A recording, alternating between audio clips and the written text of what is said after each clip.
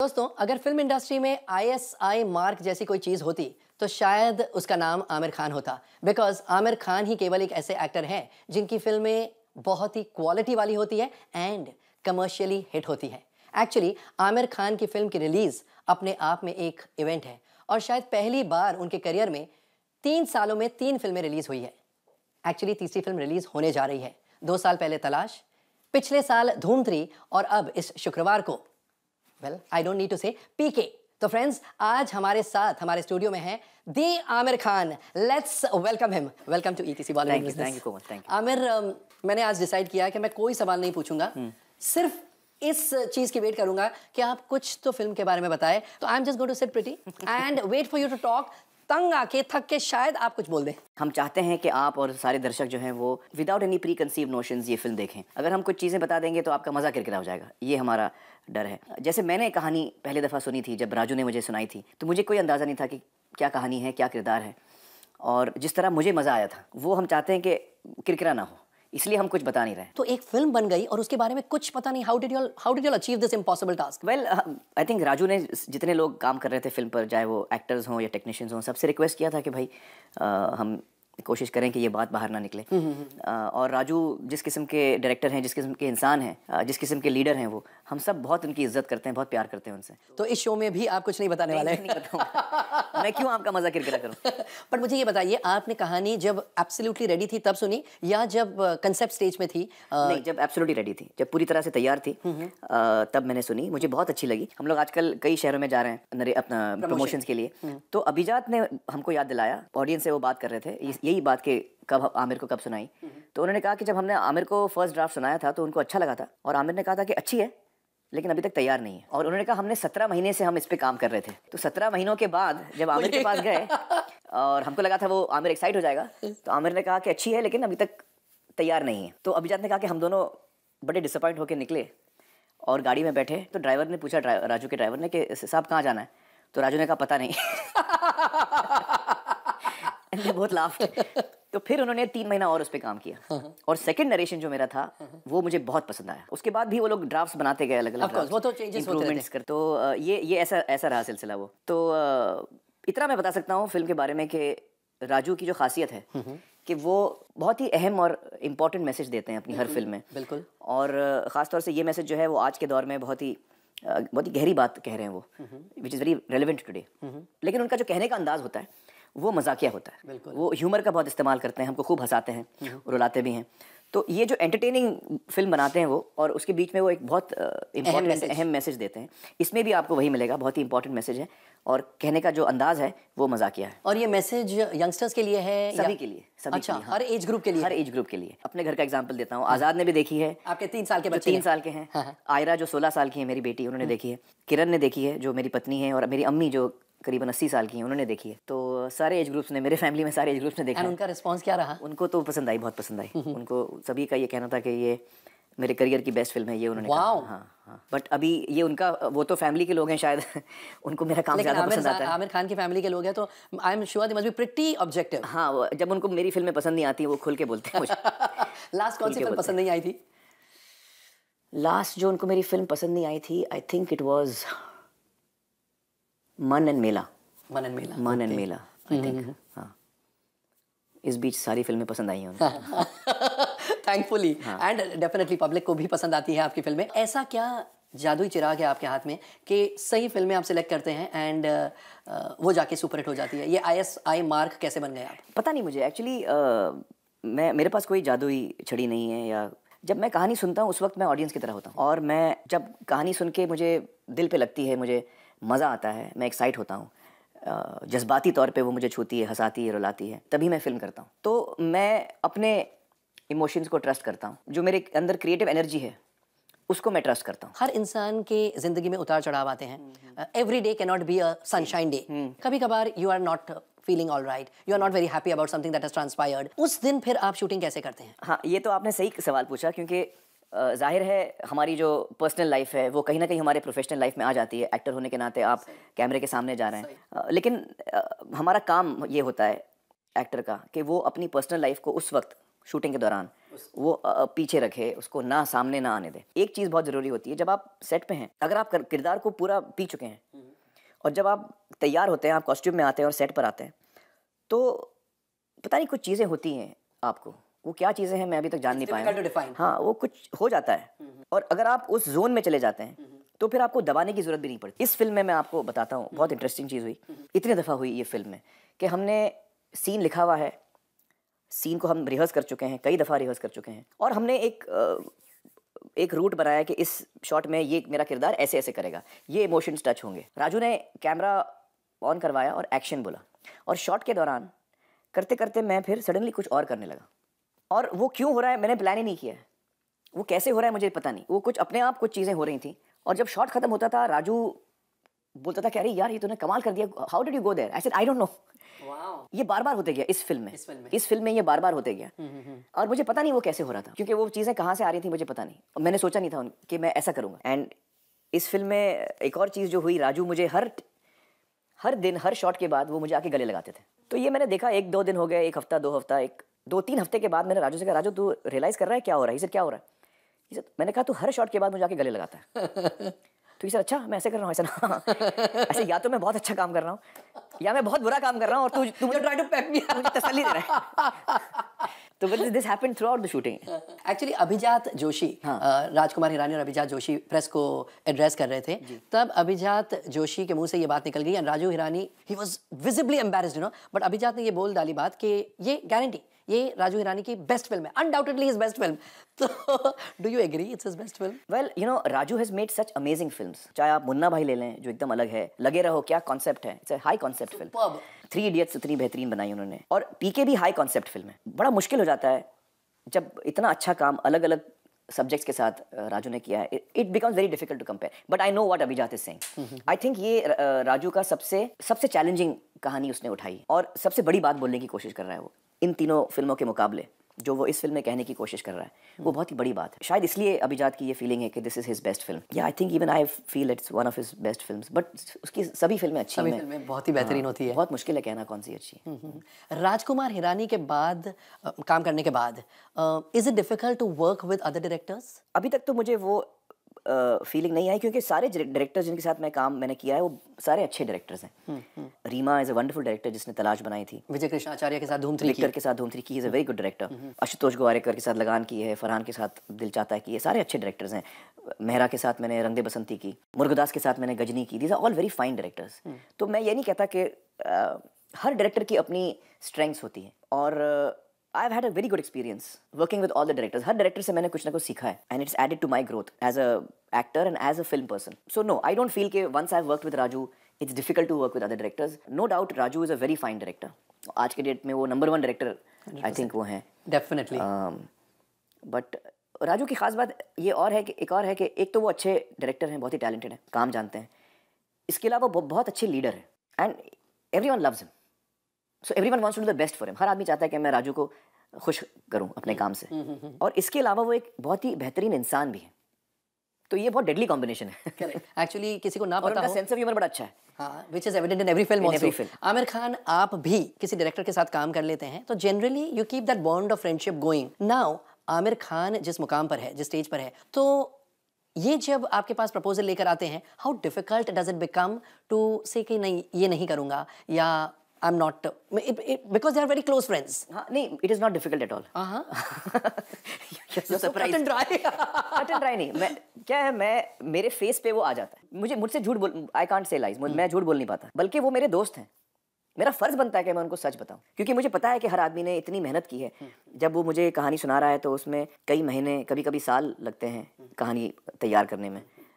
तो उनके काम को मैं हमेशा रिस्पेक्ट करता हूँ, उनकी मेहनत को मैं हमेशा रिस्पेक्ट करता हूँ. आमिर खान, सालों पहले एक ऐसी बात सुनने को आई थी, I would like you to say whether it's true और नो, कि एक कॉर्पोरेट हाउस आपके पास आए एंड उन्होंने कहा this is a blank cheque, आप अपना अमाउंट भर दीजिए, हमारी अगली फिल्म में आप होंगे. And this agitated you so much कि आपने कहा नहीं, मैं नहीं काम करूंगा, because you can't buy an actor for money.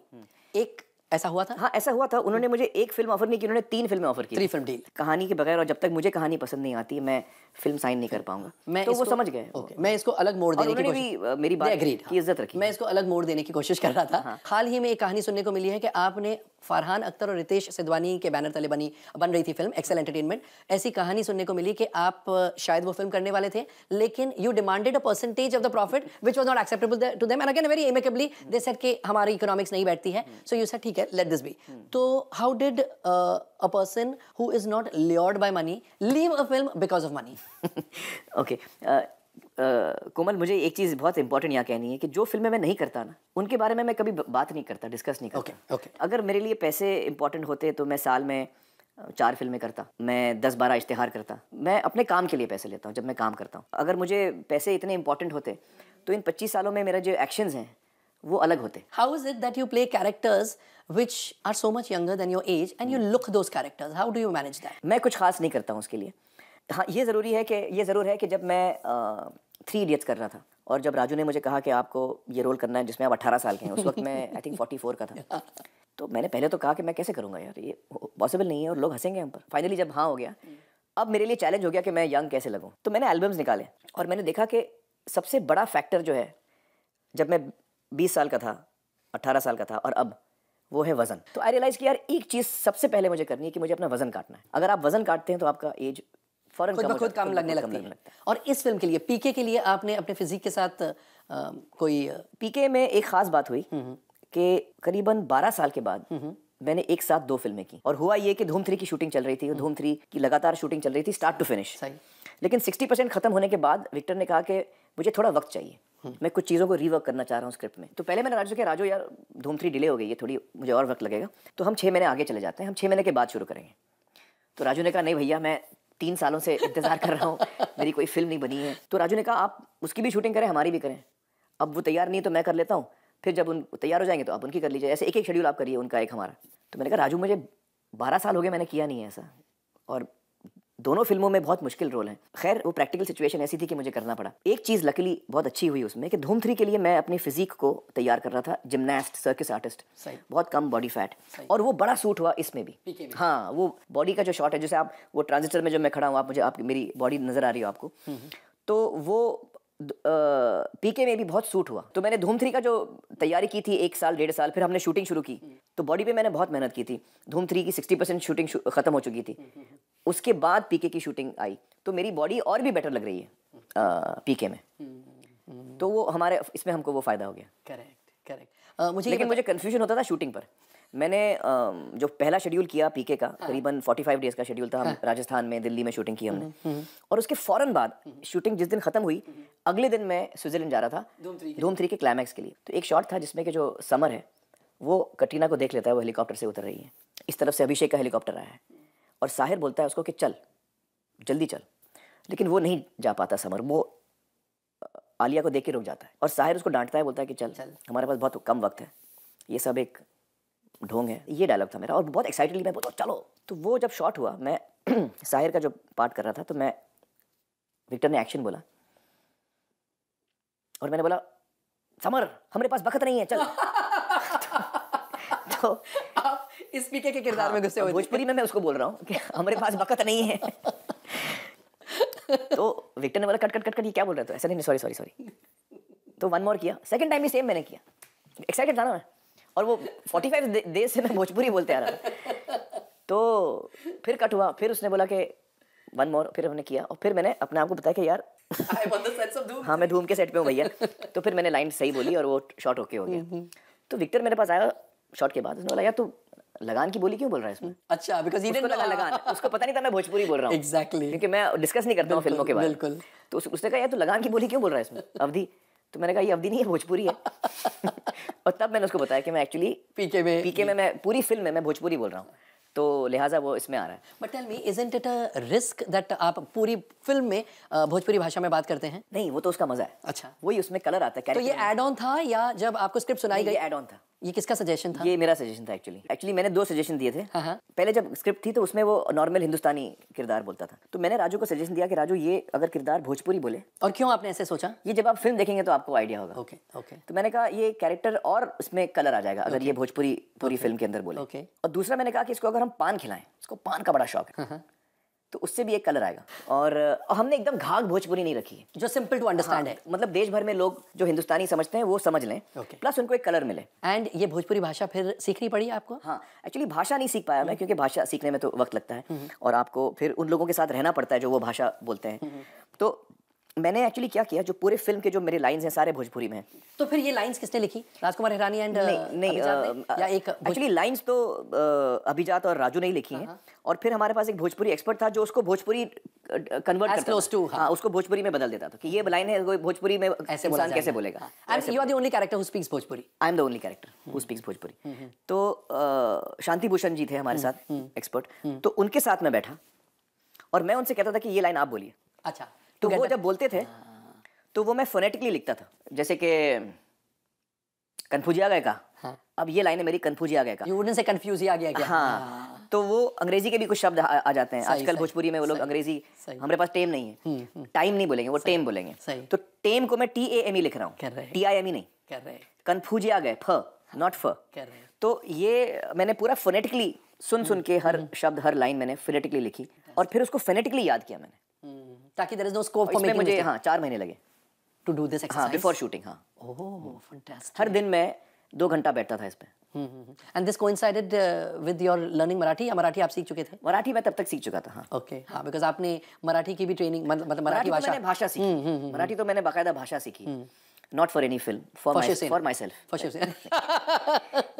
It's for my self. Correct. Maharashtra में रहे तो मुझे लगता है कि जो मेरी राज्य की भाषा है वो आना चाहिए मुझे। शर्म की बात है कि मुझे नहीं आती। स्कूल में मराठी नहीं सीखी? स्कूल में सीखी थी, स्कूल में मैं किसी चीज पे ध्यान ही नहीं देता था। रट्टा मार के जाते थे 35 रट्टा भी नहीं मारता था मैं, फेल होता था मराठी में।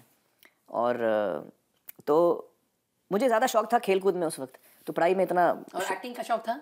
नहीं, एक्टिंग का। ड्रामेटिक्स में हिस्सा नहीं लेते थे आप? नहीं, मैं मतलब मुझे टीचर्स फोर्स करके डाल देते कभी play, because you are good looking, cute. नहीं, for various reasons, I don't know why they used to choose me. Once in a while probably knew you are a filmmaker son. नहीं, वो सब। अच्छा, नहीं।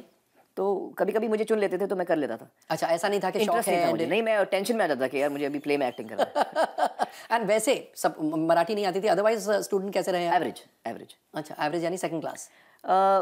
Second class, for example board exams में मुझे 60% मिला। Oh, first class, just about first class. Just 60% exactly. तो पढ़ाई में शौक नहीं था या मेहनत नहीं होती थी? पढ़ाई में शौक नहीं था और ना मैं मेहनत करता था। अच्छा, ना मैं मेहनत। तो बस एग्जाम आई तो 10 दिन पढ़ लिया? 10 दिन 2 दिन 10 दिन पढ़ता तो शायद 80% आ जाते हैं। 1 दिन 2 दिन पढ़ता था। तो जब आपने एक्टिंग की सोची कि अब फिल्मों में आना है, यू रियलाइज कि this is the line for me? मुझे ये एहसास हुआ जब मैं करीबन 16 साल का था। ओके। और उस वक्त मेरे क्लास में मेरे दोस्त थे आदित्य भट्टाचार्य। उनको एक फिल्म मेकर, ओके, उनको एक फिल्म बनानी थी, बासुदा के बेटे हैं वो। तो उन्होंने मेरी मदद मांगी, मुझे एक रोल करने को कहा जो एक्चुअली मेन रोल था। और उनका मैं असिस्टेंट भी था, प्रोडक्शन मैनेजर भी था। अच्छा, all rolled into one. And lead player भी था। 2 ही लोग का यूनिट था वो। तो उन्होंने शॉर्ट फिल्म बनाई थी 30-40 मिनट की। तो वो जब मैंने फिल्म की तो वो जो मेरा अनुभव रहा, जो एक्सपीरियंस रहा एक फिल्म का हिस्सा बनने का, इतना मुझे मजा आया।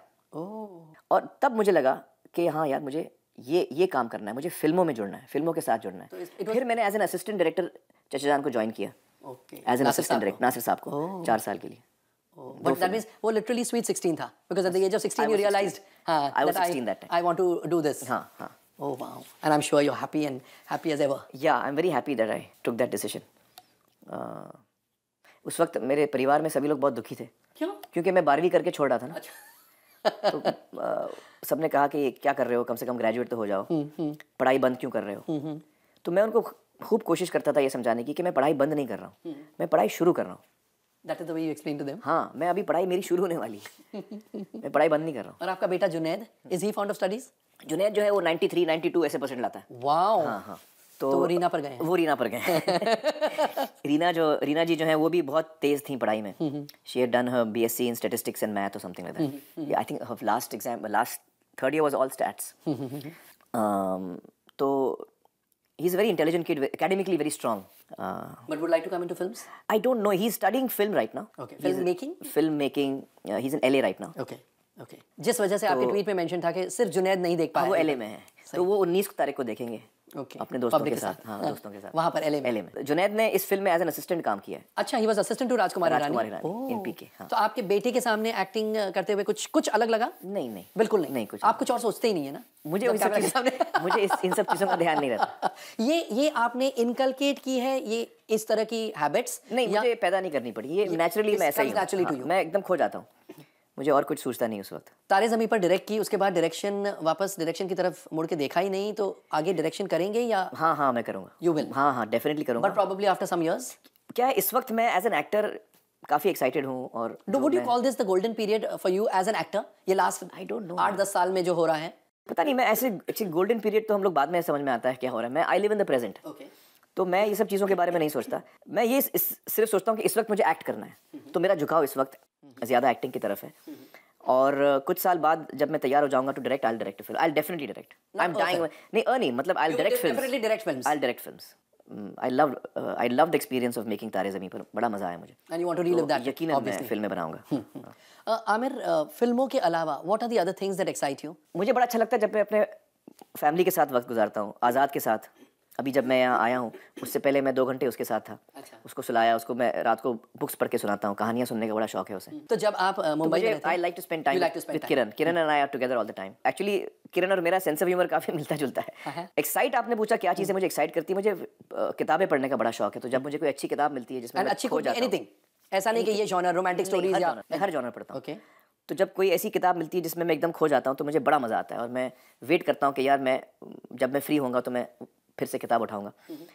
मुझे स्कूल की स्पोर्ट्स, किताबें पढ़ना पसंद नहीं थी, लेकिन अब किताबों का शौक है। अब मैं बायोलॉजी की किताबें पढ़ता हूँ, अब मैं फिजिक्स की किताबें पढ़ता हूँ, साइंस की किताबें पढ़ता हूँ, हिस्ट्री की किताबें मैं आज हाँ, तो ज़्यादा एजुकेशन पे रुचि मेरी अब आई है।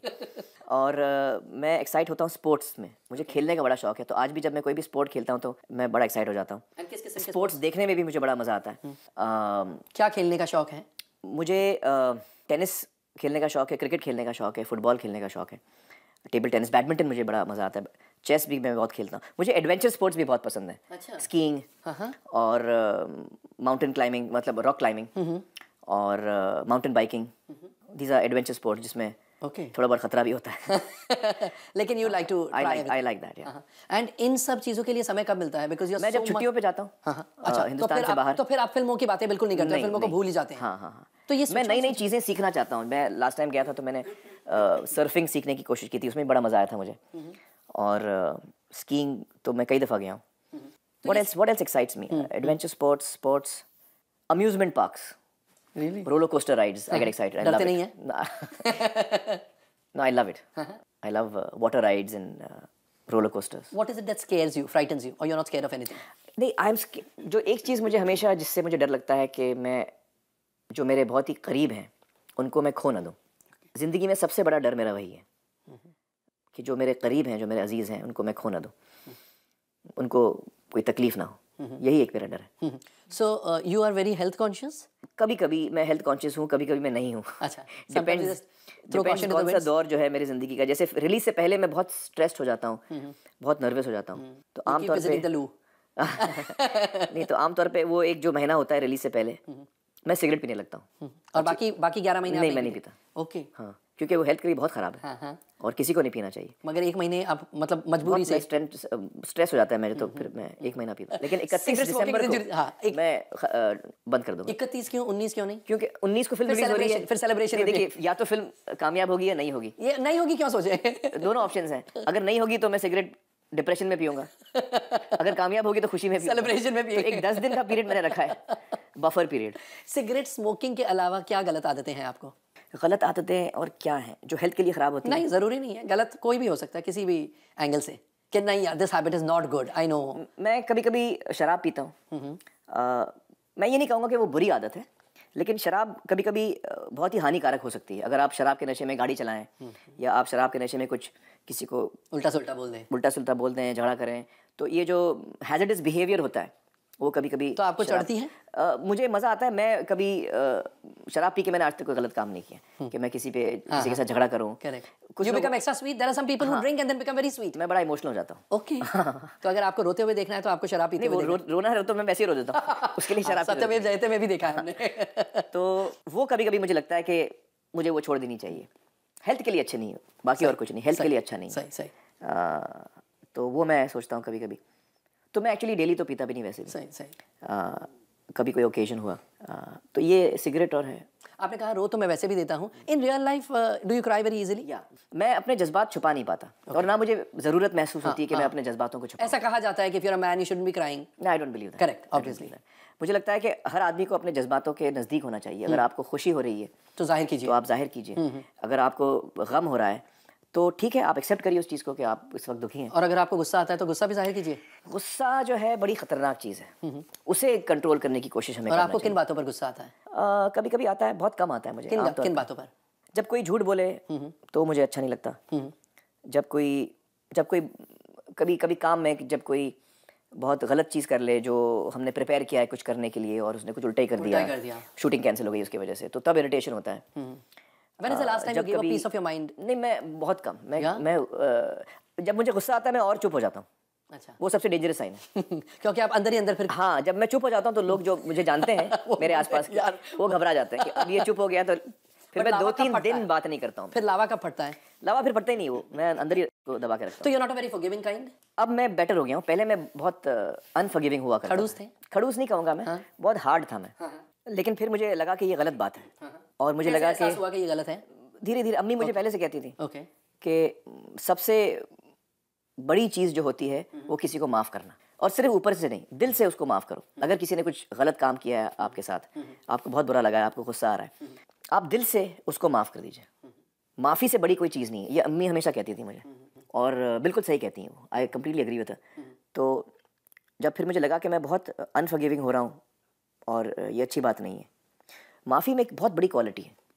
एक तो आप उस तकलीफ़ से धुल जाते हैं, सही। जो आपके अंदर जहर घूम रहा है वो निकल जाता है जब आप माफ़ करते हैं। इसके साथ साथ आगे वाला जिसको शायद बुरा लग रहा है कि उसने कुछ गलत किया है, उसको भी लगता है कि यार आमिर ने मुझे माफ़ कर दिया या मेरे दोस्त ने मुझे माफ़ कर दिया। उसको भी अच्छा लगता है, उसका भी मन हल्का हो जाता है। सही। बहुत हीलिंग क्वालिटी है माफ़ी में। आपने ये भी कहा कि झूठ बोलते हैं तब मुझे बहुत गुस्सा आता है। आजकल तो इस इंडस्ट्री में बिजनेस फिगर्स को लेकर झूठ बोलना एक फैशन हो गया है। झूठ बोलना एक फैशन सा हो गया है।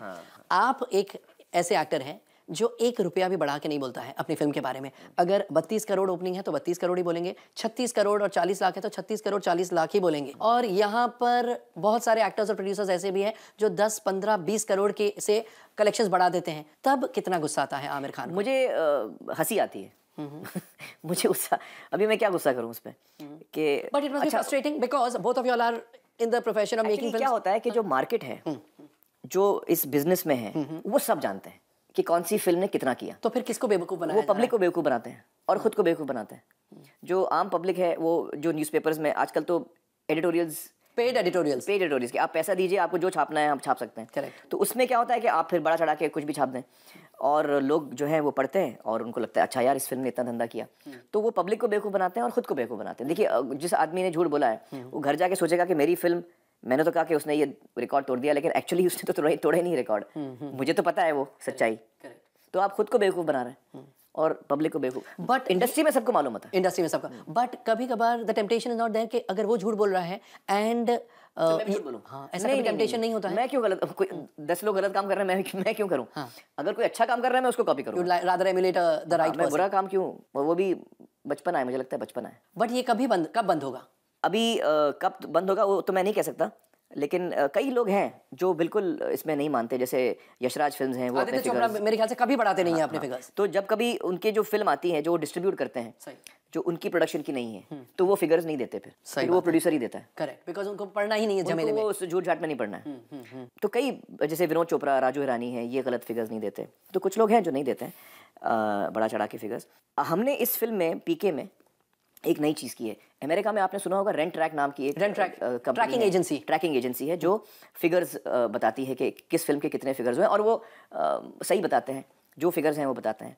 तो हमने इस दफ़ा रेंट ट्रैक को, हिंदुस्तान में ये पहली फिल्म है जो रेंट ट्रैक जो एजेंसी है वो फिगर्स देगी हमारी कलेक्शंस की। ओके, तो ये पहली इंडियन फिल्म होगी जिसके figures, box office figures, Rentrak जैसी बड़ी एजेंसी ट्रैक करेगी। जी जी। Oh fantastic. और आइंदा अगर और भी प्रोड्यूसर्स ऐसा चाहें कि उनकी फिगर्स, लेकिन जो आदमी झूठ वूठ बोलना चाहता है फिर वो रेंट ट्रैक के पास नहीं जाएगा, उसकी असलियत सामने आ जाएगी, वो रेंट ट्रैक के पास नहीं जाएगा। मुझे ये बताइए, जब आपका पहला पोस्टर निकला, ये इफेक्ट के लिए, दो क्वेश्चंस है इसमें, ये इफेक्ट के लिए दिया गया कि बड़ी चर्चित फिल्म हो जाएगी, हाँ या ना, and second part of the question is, were you aware that इतनी बड़ी कंट्रोवर्सी हो जाएगी इस पोस्टर को लेके, इतना विवाद हो जाएगा?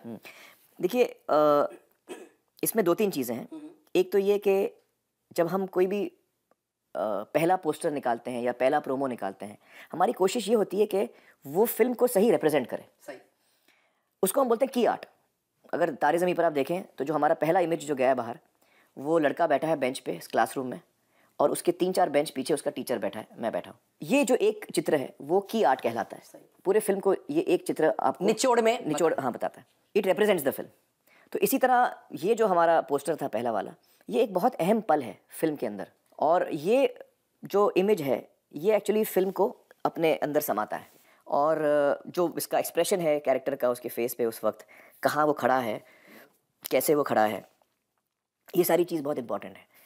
तो हमें पता था कि शायद कुछ लोगों को एतराज़ होगा, शायद हमें ये भी पता था कि कुछ लोगों को लगा, अरे यार ये तो बहुत कमाल का कुछ अलग ही है, लेकिन उन दोनों वजह से हमने ये नहीं किया। हमने इसलिए किया क्योंकि क्रिएटिवली हमको सच्चाई करनी है अपनी कहानी के साथ। ये अलग से फोटो सेशन हमने नहीं किया है, ये फिल्म के शूटिंग के दौरान ये फोटो लिया गया है, जैसे हम हर सीन का फोटो लेते हैं, और वो एक चित्र जो है वो हमने इस्तेमाल किया। अब जब हमारी डिस्कशंस हुई तो ये दोनों चीज़ें रखी गई सामने कि यकीनन इससे एक बहुत बड़ा लोगों का जो अटेंशन है वो इस पोस्टर पर आएगा, फिल्म पर आएगा। लेकिन साथ ही साथ कुछ लोग ऐसे भी होंगे जो कहेंगे, अरे यार ये राजू हिरानी, आमिर खान, विनोद चोपड़ा ये क्या कर रहे हैं। हालांकि हमें ये नहीं लगता, हमें ये पोस्टर बिल्कुल वल्गर नहीं लगता। मैं वल्गैरिटी का कपड़ों से कोई लेना देना नहीं है। मैं पूरे कपड़े पहनकर बहुत ही वल्गर हो सकता हूँ। और सच्चाई तो ये है कि हम सब, आप, मैं, हर इंसान, जब हम पैदा होते हैं तो हम कपड़ों के बगैर पैदा होते हैं। ऊपर वाला जो हमें जैसे बनाता है, नेचर जैसे हमें बनाता है, वो बगैर कपड़े के है, और वो बहुत ही खूबसूरत चीज़ बनाता है। नेचर ऊपर वाला जो बनाता है उसमें कोई वल्गैरिटी नहीं, उसमें सिर्फ खूबसूरती नजर आएगी आपको। बस फर्क कितना है, वो रेडियो लेके पैदा नहीं होता। और जब वो बच्चा होता है तो उसको एहसास भी नहीं है कि मैं कोई शर्म की बात है कि मैंने कपड़े नहीं पहने। तो ये इंसानों ने ये कंडीशनिंग की है कि हमें कपड़े, अब सोसाइटी का वो एक अहम हिस्सा हो गया है, तो हमारी भी कंडीशनिंग हो जाती है कि अरे यार कपड़े को बगैर मुझे भी अजीब लगता है। तो ये एक थिंकिंग सालों साल, हज़ारों साल, 2000 साल, 5000 सालों के बाद ये फीलिंग आई है। तो हमें तो इसमें खूबसूरती नज़र आती है, और मैं आपको अश्योर करता हूँ कि इस फिल्म में, ये फैमिली फिल्म है। इन स्पाइट ऑफ, ऐसा नहीं है कि ये सीन है नहीं, तो आपको ये सीन कभी डिस्टर्ब नहीं करेगा, और इस फिल्म के अंदर आपको ये सीन डिस्टर्ब नहीं करेगा।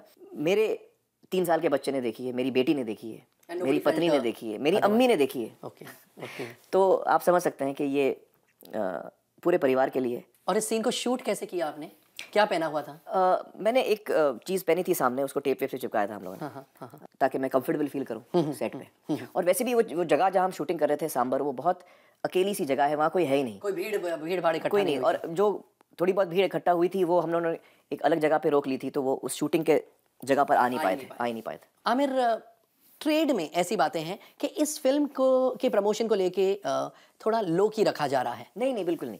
हम लोग हर वो काम कर रहे हैं प्रमोशन के लिए जो हमें लगता है ज़रूरी है। हमने कोई कसर नहीं छोड़ी है सही प्रमोशन करने का इस फिल्म के लिए।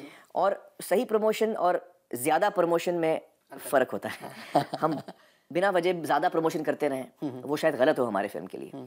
तो हमने अपनी तरफ से पूरी कोशिश की है कि हम सही प्रमोशन करें, और उस सही प्रमोशन के लिए हमने कोई कसर नहीं छोड़ी।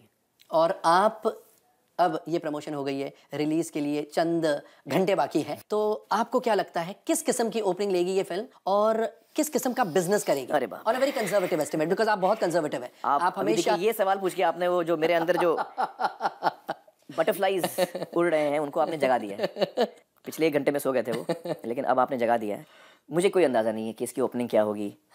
हम छुट्टी के दिन पे नहीं आ रहे हैं, नॉर्मल फ्राइडे है। धूम 3 भी जो है नॉर्मल फ्राइडे पे आई थी। करेक्ट। दिवाली, ईद या रिपब्लिक डे, इंडिपेंडेंस डे कुछ नहीं था। हाँ, तो नॉर्मल फ्राइडे है। 19 दिसंबर को है, क्रिसमस से 1 हफ्ता पहले। तो 19 दिसंबर को है, तो पता नहीं मुझे क्या होगा, डर लगता है। फिर भी कुछ तो दिमाग में बातें सी, इतने हम फिगर्स के से घिरे रहते हैं कि कोई फिगर तो आके घर बना लेता है दिमाग नहीं, में। मैं फिगर अभी क्या है, मुझे इतना डर लग रहा है कि मैं फिगर के बारे में मुझे सोचना ही नहीं है। मैं चाहता हूँ कि लोगों को फिल्म अच्छी लगे। अब लोग आए या कम लोग आए, लेकिन जितने भी लोग आए उनको अच्छी लगे। Thank you very much for being on the show. Thank you. दोस्तों, आमिर साहब ने मुझे पूछा था, जब पहला पोस्टर रिवील हुआ था, बहुत कुछ रिवील हो गया था उस पोस्टर में, कुछ रिवील नहीं भी हुआ था, तब उन्होंने पूछा था कि क्या लगता है। तब मजाक में मैंने कहा था, बिकॉज उस समय तो फर्स्ट डे, प्रमोशन का फर्स्ट डे था, but I think it wrong very true. मैंने उनको ये जवाब दिया था कि ये कम से कम 350 करोड़ रुपए का बिजनेस करेगी, यानी 350 करोड़ रुपए इंडिया के कलेक्शन होंगे। तो उन्होंने बोला, what are you saying, how? I said 300 crore तो बिकॉज योर लास्ट फिल्म धूम 3 हैज डन 285 करोड़, उससे तो ज्यादा करेगी। I am saying only 15 crore extra. तो he said that makes it 300 crore. I said जी हाँ, 300 करोड़ उस तरह, एंड 50 करोड़ रुपए ज्यादा इस फिल्म के होंगे on the basis of the repeat audience. इतनी सारी लड़कियां, इतने सारे लोग इस फिल्म को रिपीट करेंगे, बार बार रिपीट करेंगे, इन द होप दैट कभी तो उनके हाथ से वो रेडियो गिरेगा। एंड इस प्रकार 350 करोड़ के नेट ऑल इंडिया कलेक्शन हो गए। मैंने उस समय मजाक में कहा था, लेकिन आज ऐसे लगता है कि this film will open to bumper houses, absolutely bumper houses. For a non holiday it could be the biggest ever opening, and 350 crore का फिगर अभी भी मुझे सही लगता है, but with the difference that शायद वो मिनिमम, बेयर मिनिमम होगा। दोस्तों, आज के लिए बस इतना ही। हमारी मुलाकात कल फिर होगी ईटीसी बॉलीवुड बिजनेस के एक और मजेदार एक्साइटिंग एपिसोड में। इन द मीन टाइम, आपके कोई सुझाव, कोई सजेशंस हो तो please do write in to us at bollywoodbusiness@zenetwork.com। And if you have any questions relating to the world of cinema, तो उठाइए अपना मोबाइल फोन, टाइप कीजिए बीबिस, स्पेस छोड़िए, टाइप कीजिए अपना पूरा सवाल, स्पेस छोड़कर अपना नाम टाइप करके भेजिए 57575 पर। You can follow us on Twitter @ETC Bollywood। This is Komal Nahta bidding you good bye.